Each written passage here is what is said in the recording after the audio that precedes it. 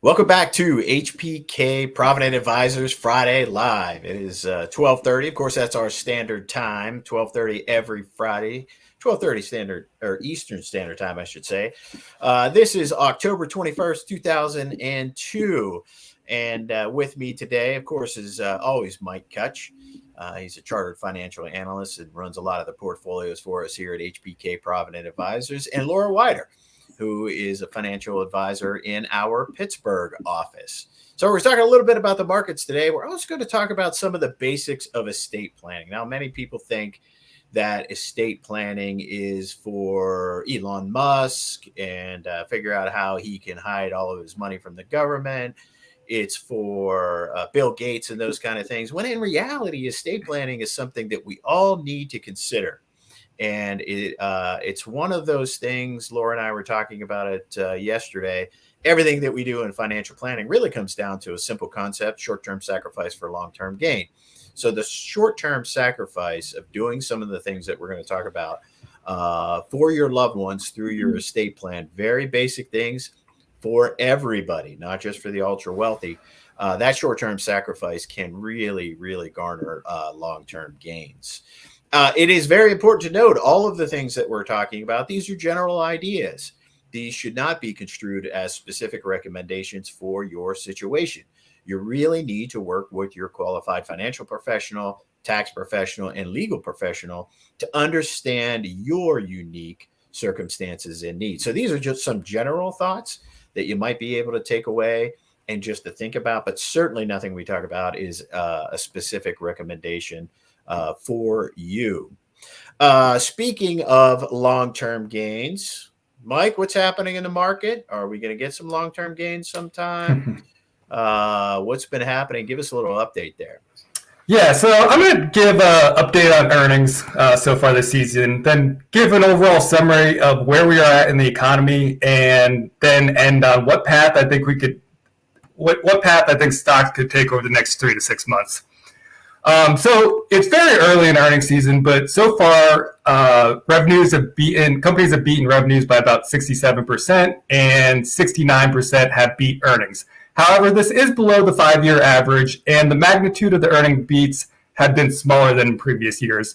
I'd also like to note that earnings estimates have come down over the past couple weeks, so it's a low bar to begin with. But overall, companies are still in pretty decent shape. Now, I think earnings will see further pain in the months, or I should say in the quarters to come. But so far, this quarter is shaping out to be pretty decent. And as long as companies kind of keep trend with this for the rest of the quarter, it's not going to prevent a rally into year end. But next week's going to be the important one with some of those tech giants reporting. On the economic front, it was pretty light this week. We got some housing data out. Housing starts were down by about 8% for the month, but existing home sales and building permits ticked up a little bit. So just to summarize kind of where we are at economically, housing market's been seeing most of the pain so far, given how high rates have gone in the past 6 months or so. So that's starting to seep into home prices, which is a good thing for the CPI report. I talked about the rent component and owner's equivalent rent, which makes up such a huge portion of the CPI. Talking about inflation, as we've been talking about over the past few months, it's still way, way too high. And like I mentioned, Yes, the rent component is going to keep that elevated. But we're seeing price increases in other services related areas of the CPI report. But on the core goods, we're seeing a moderation. So that's a good thing, not to say goods too many times. But other things that should lead to that inflation number coming down in the coming months are overall commodity prices have really dropped quite a bit. We have a big fiscal drag this year and overall lower money supply. Looking at the M2, it's really come down a lot since the beginning of the year. So eventually that's going to lead to slower consumer spending and prices. But to put it in perspective, consumers just had so much disposable income last year. They got a lot of stimulus and were able to pay down credit card balances, save a lot. But that's kind of flipped around so far in the past couple of months. Savings rates have come down quite a bit. Credit card balances are rising. So eventually that's going to seep into consumer spending, and that's likely to take place in the next 6 months. On the manufacturing front, we have seen a moderation in manufacturing activity. The PMI number is still barely in expansionary territory, but if you look at the non-manufacturing PMI components, it's more of mid-cycle readings. So economically, housing's, yeah, we're seeing big declines there, but other areas are kind of being more resilient, and that kind of follows a typical a slowdown in the economy. So the important thing is what all this means.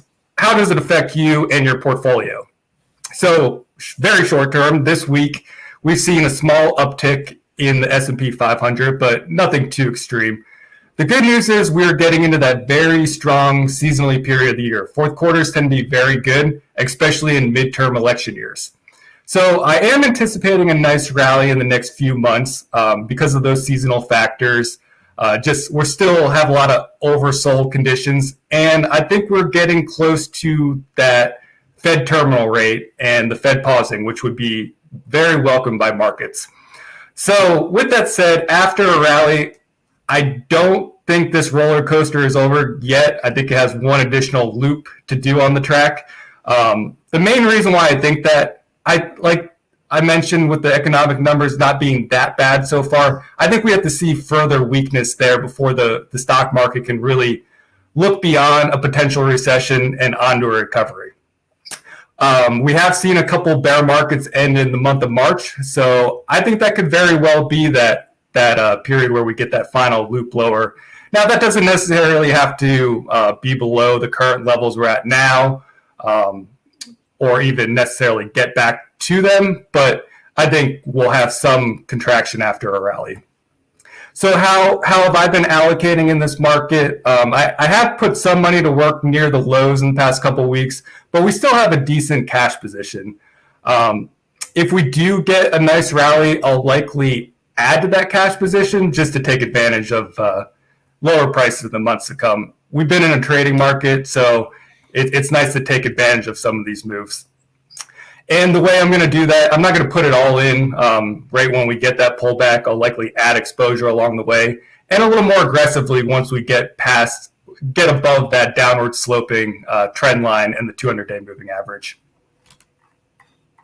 Nice. Well, sounds like, we had talked about this concept not only earlier in this Friday Live, but in other Friday Live, short-term sacrifice, long-term gain. The short-term sacrifice of slowing the economy hopefully gets us to the long-term gain, getting back on track to something that we would, that most people would consider a little bit more normal, right? And I think that's what the Fed's trying to accomplish ultimately. Could be a little more short-term sacrifice in the next quarter or so. Right, Mike? Is that kind of what we're looking at? Yep, exactly. But it's short term. We're talking about the long term ultimately, and that's really where our dream financial planning process comes in, is making sure that people are on track for the goals that they have established for themselves. When the markets are not as good as we like them to be, as I think most people would agree they're not right now, we really need to go back to what are your time frames, what are your goals, what do you want to accomplish. We need to make major changes if you're off track from those things, whether it be the time frame or the type of investment that you're in. But that really does come back to the financial planning. Let's talk a little bit more about financial planning. And Laura's going to walk us through some of the things that you'll want to consider for your estate plan. What is an estate plan? Well, an estate plan really is designing ahead of time what things will be like if you're not here, either physically or mentally. This is really caring for your family and your loved ones. It's caring for the people around you that ultimately will care for you. And so that makes it an incredibly important topic, is to make sure that you're taking care of those folks. Again, it's if you're not here either physically or mentally. You can predetermine those things, and that is estate planning, and everybody's got skin in that game. So, Laura, some thoughts from a fellow financial planner on estate planning, what we should be considering, what needs to be done now, what needs to be done later. Yeah. And I just wanted to say, thanks to Mike, I hope I really see a lot of green in the future with the stock market. So I'm hoping that. But okay, so I have a trivia question for you guys for this week. So, Brian, if you could pull that up. This week's trivia question has to do with estate planning. Where is the best place to keep your funeral and post-death arrangements? And I have a couple of answers. So just kind of think amongst yourself. Feel free to comment if you want. So there's 4 answers. 1, written on a piece of paper stored in your wallet. 2, in a fireproof safe or a safety deposit box, like at the bank. Ooh. Number 3, Promising. in your will. And number 4, give it to a loved one for safekeeping. So we'll give you the answer here in a couple of minutes. But so take your time, think about it, think what you think the right answer is. In the meantime, estate planning is so important. It's actually one of my favorite things to talk about. I think, Brian, it's one of your favorite things to talk about too. Absolutely. Because honestly, it's life-changing. And, one of our biggest goals and our dream stands for reduce stress. So estate planning can really reduce stress around if anything were to happen.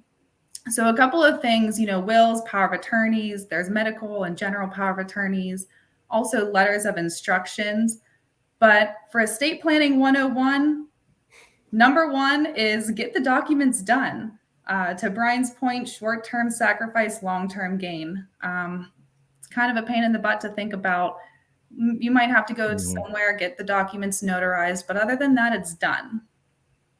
However, a lot of people think, it won't be me. That's not going to happen to me. And I think a lot of people think that way, but then it can. So to have them in place and to have them in good order is so important. We cannot prepare those documents for you, but we can help talk a little bit about what documents might be needed and how they work into your overall financial plan. Secondly, Laura, to that point, I will mention something. Laura and I were at an appointment local here in Western Pennsylvania. And as we arrived at this appointment in the office building that we were in, an ambulance pulled up. This happened to us yesterday. Ambulance pulls up to the front door very hurriedly. There's some scurrying around going on in the general lobby of this office building. As we find out, there was a gentleman who was in a different office than where we were going to, but smaller office building, so everybody kind of knows each other.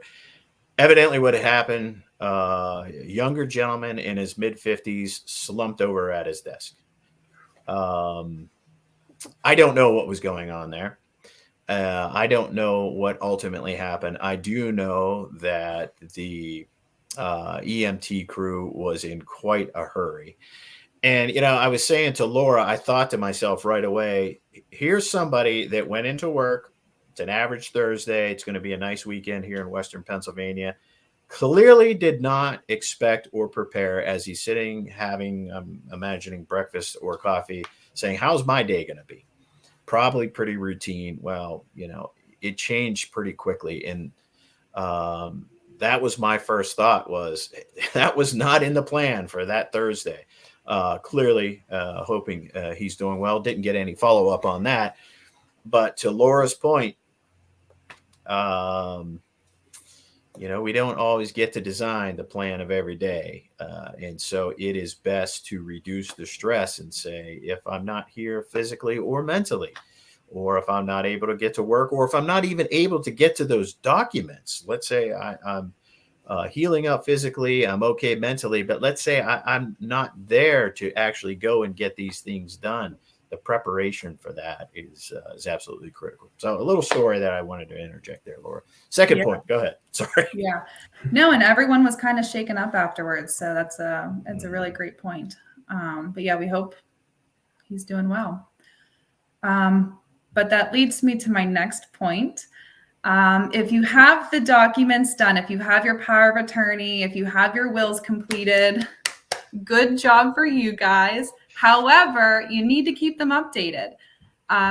If you're getting married, if you're having a divorce, if you have children, or if just families kind of change in general for many different reasons, you need to make sure those are updated, because those are contracts, so if they're not updated correctly, then it might, after something happens, things might not go the way exactly that you want them to.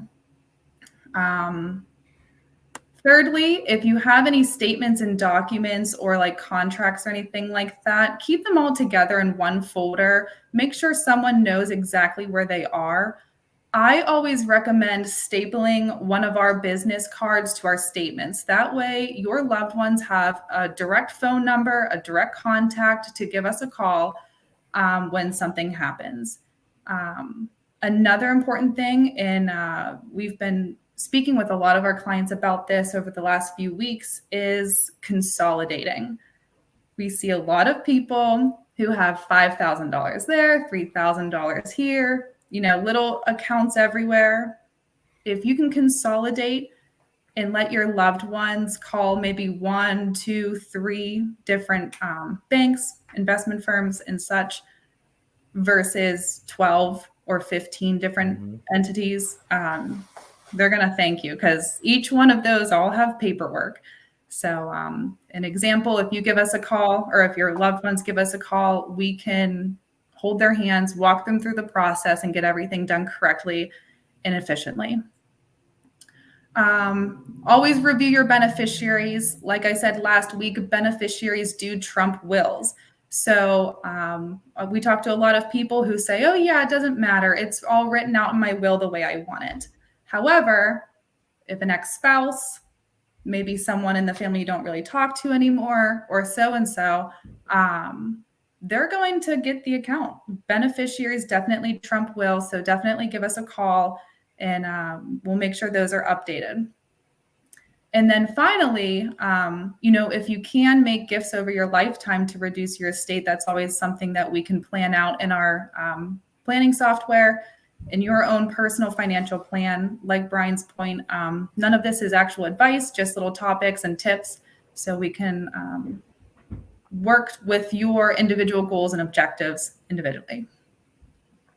Yeah, Lori, there's so many great points in there. A will certainly is very, very important, and it is kind of the foundation of the estate planning. But there are other nuances to it. You have a will, but to Laura's point, the beneficiaries on your accounts, whether that be investment accounts, IRAs, non-IRAs, certainly life insurance, and other types of insurance, those beneficiaries designated on there are going to be read and executed on before anybody gets to the will. But you got to have a will. You really do. That's very important. Power of attorney, which says if I'm not here physically or mentally, who can act on my behalf? As a matter of fact, there are powers of attorney that even if you are in good health, mentally and physically, that you can have somebody act on your behalf, and a power of attorney can accomplish that. And again, you'll want to work with an attorney on this. We don't write these documents, not because we're not capable. It's because that's not in our purview. And the law says that you really need to get this done by a lawyer, which makes a ton of sense. So those things, we can kind of talk through what they are and how they work and give you some guidance, but ultimately you need to work with a lawyer to execute those documents. Wills, power of attorneys, those are, the basics. Got to have those things. Got to have them executed. Got to have them updated. And you have to have them accessible to somebody that will be able to help you if you are here or not here. So have them done. Have them updated, and make sure that they are very accessible. And again, we can, as part of the dream financial planning process, we talk about these things and how they ultimately dovetail into everything that you've done. How many times, Mike and Laura, do we talk to somebody that says, hey, I've worked hard for this. I want to make sure when I'm not here, it goes exactly where I want it to go. Because if you do not have an estate plan, the government has an estate plan for you. Yep. And it's called probate. And I will tell you, it's not nearly as favorable to your family as your own estate plan. So make sure you have your own estate plan, and don't go with the government default, because you know which way that'll go. So these are all really very important things. Kind of tying in what Mike's talking about. Mm-hmm. Markets go up, markets go down, all those other things, but it's not going to mean a whole lot that if all of what you have worked for, all of what you have earned and saved and what you want to benefit you and your family ultimately, whether the market grows or not. If you don't have these things done, that's kind of like opening the window in wintertime, letting all the heat go out. Worked hard to have a beautiful home, make sure it's nice and warm. You open all the windows, say, well, it's cold in here. Same kind of thing. If you don't get these things done, you're just opening the window, letting all the heat out, if you will. So those are all great points, Laura, and thank you for that. Short-term sacrifice, long-term gain. Yeah. None of these things that Laura talked about are a lot of fun. It's not. I would tell you right now, it's not a lot of fun to sit there and say, well, someday I'm not going to be here. First of all, that's not a fun thought. Second of all, to make really important decisions as to where these things go and who might be able to make decisions for you in your life. It's a short-term sacrifice for an incredibly long-term gain. So reduce the stress, R, and dream. It's an important one. Yes. Probate is not fun. It's expensive and it's long time-wise. It is long and very expensive. Mm-hmm. There is no question about it. And probate is the government's estate plan for you. So go ahead and take the time to get those things done. Yeah. So Laura, you had a question earlier. All right. Yeah. So to review, the trivia question for this week is, where is the best place to keep your funeral arrangements and post-death arrangements? And real quick, written on a piece of paper, stored in your wallet, in a fireproof safe or a safety deposit box, in your will, give to a loved one for safekeeping. So they're all generally okay answers, but there's one that we favor. Do you guys have any guesses or? Oh, okay. So the answer. Yeah. Do you have a guess, Brian? So if you look at the bottom of your screen here, the answer is to give it to a loved one for safekeeping. And this is not people's first thought. So I'm sure most of you guys thought either to put it in your will or to keep it in a fireproof safe or a safety deposit box. The only problem with those things is, funeral arrangements are important. Typically, families and loved ones don't look for a will right away. They kind of get through the funeral, say their final goodbyes, take a deep breath, and then start looking for the will and starting that process. Because it's mentally exhausting. It is. And, having to make any type of decisions during a chaotic time like that is just difficult. So if you do have arrangements in your will, it might not be seen until after the funeral is done. Kind of same thing with a safe and a safety deposit box. Your loved ones, they might not have the code. They might not be looking for anything specific until after the funeral. Making the way to the bank, finding the key for the safety deposit box can be difficult. So talking with your loved ones, giving them the instructions, almost like a letter of instruction on what you want, what you've already planned, and all of your wishes and everything is the best. That way they can keep it and have it right on hand and know exactly what the plan is. The safety deposit box in the fireproof safe isn't a horrible idea as long as your loved ones know the code or have the key to have access to it and know that that's where your funeral requests or arrangements are. So good communication, make sure, everyone has a plan. That's why we're financial planners. We can help you out with all this stuff. Yeah, I was thinking about mason jar in the backyard, but things things grow over, and then it's fall in Western PA and the leaves are there. They might not be able to find it. Like a treasure map, like exactly. Shed, take 2 steps to the left to dig a hole 3 feet deep. That would be a little bit more challenging. I didn't see that on the list of options, but I guess it's a possibility. Hey, we're going to wrap up Friday Live for Friday, October 21st, 2022. We want to thank everybody for joining us. Mike, as always, appreciate your thoughts and insights. Laura, this stuff is fantastic. It is absolutely foundational. Before we get to allocations and stocks and bonds and IRA versus non-IRA, this really is foundational stuff. And to your point earlier, really, really enjoy working on it. I would say from my perspective, I enjoy estate planning because it is one of the areas of the financial planning that has the most creativity. We can sit down with folks and say, hey, what do you want to happen in your life and beyond? And the creativity begins. And we really enjoy that. So engage with us on that if you have any thoughts or questions. Everybody have a really wonderful week. We will be back next Friday, 12:30 p.m. Eastern Standard Time, and we're certainly looking forward to it. Everybody be safe. And here in West PA, enjoy the fall. And Mike, stay warm. I guess it's cold down there. So. Relatively. But for us Floridians, it's a little chilly. I have no sympathy. All right, be safe. Bye now. Bye.